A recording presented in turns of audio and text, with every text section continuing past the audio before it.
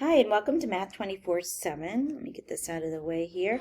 This is 7th grade, Plane Geometry and Similarity, Lesson 1, Circumference of a Circle. All right, circumference of a circle. So we're going to be talking about the perimeter around a circle today. So a circle has many specific parts, including what's called the radius. Let me get a marker in here. The radius, which is the distance from the center of the circle to the outside edge. So I'm going to do this right here. So this right here, this is the radius. It's only halfway across.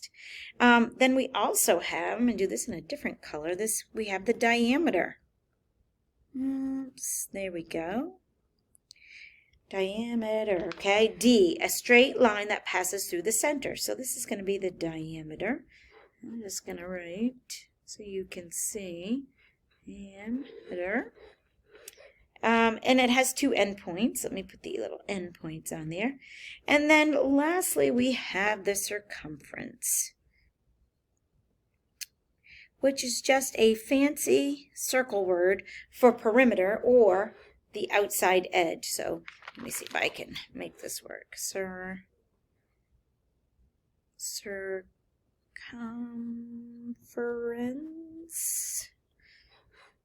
My marker doesn't want to work. All right. So those are the three parts that you need to know for the circumference of a circle.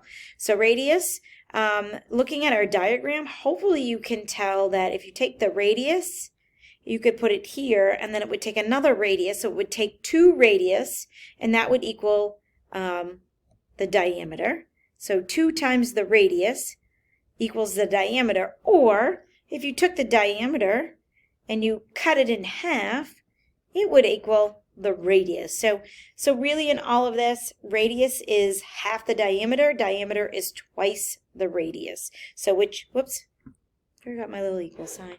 So both of those are how those two are related. So what we want to talk about today is the fact that we need to make some other inferences as we go to do these. So diameter is across, circumference is all the way around. If we divide this ratio of circumference divided by diameter, and we actually do this out on the calculator, we're going to get 3.14. Okay? Then we're going to do this next one. We're going to do the circumference, which is the C over D. Circumference, 56.52 over 18. If we divide that out, we're also going to get 3.14. Okay, so far, looks like we have a pattern going. Let's try a couple more and see what happens. We divide that, 75.36 by 24. We also get 3.14.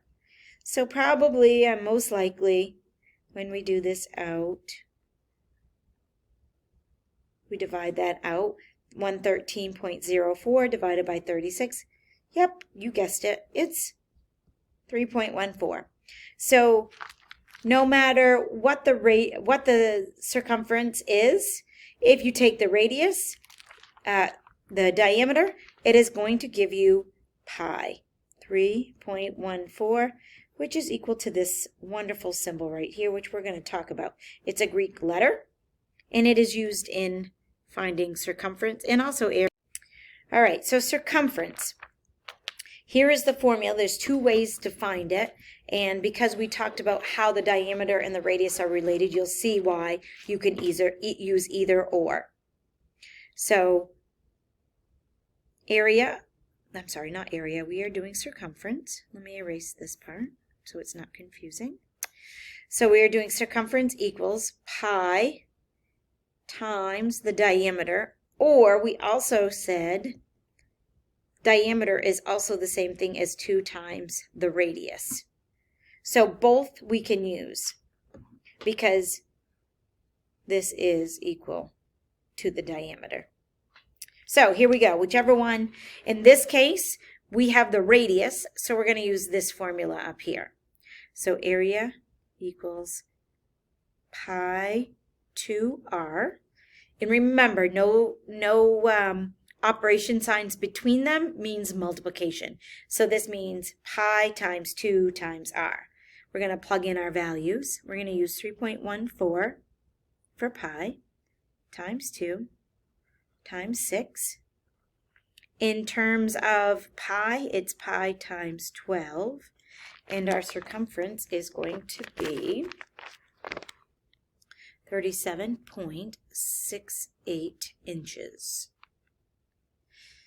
Number 2, we have the diameter now, which is all the way across, so we're just going to use pi d.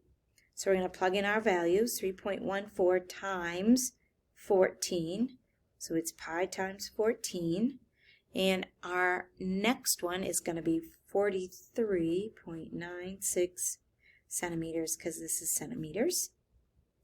We have the radius again. Now, you're looking here, you can still use pi d, because I know 3.5 times 2 is 7. You can do that in your head if you want to, but we're going to do it this way because that's what they've been given. So which is 3.14 times 2 times 3.5. So it is pi 7 times 7, which is going to be 21.98 meters. So next we have a Ferris wheel. So look down here, you see this big Ferris wheel down here. So the Ferris wheel goes in a circular motion and measures 40 centimeters from top to bottom. So let me put this in a different color. Top to bottom. Boy, that looks like a diameter, right? Top to bottom. Okay, so they didn't say diameter, but you know that is because top to bottom, it goes through the middle, would be diameter. So if we know what the diameter is, or we know it measures 40 to 40, what is the length of the radius? Well, remember, radius is only halfway. So if the whole thing is 40, and I'm going to go down here, the length of the diameter, which we know is 40, then the radius was only half of that, which is 20. So we know those two things now, all because they told us that the top and bottom car were 40 meters apart.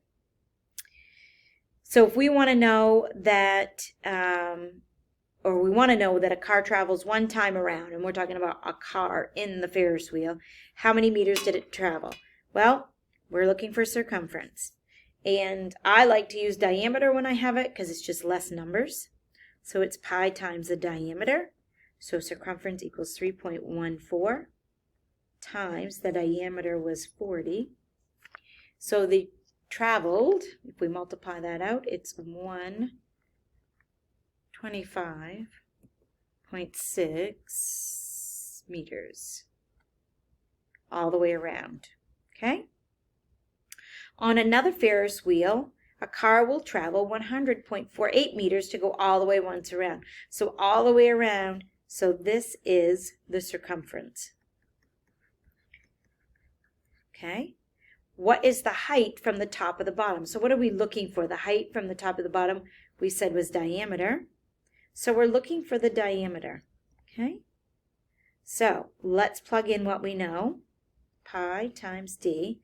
If this is 100.48 equals 3.14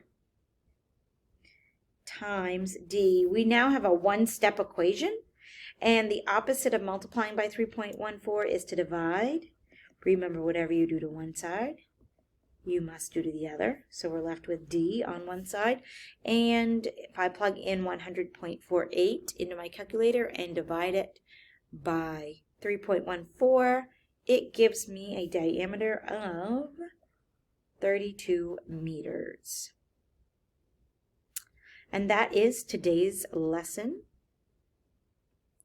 If you need me, email me and let me know. I'd be happy to help you in any way. You may go on to your homework.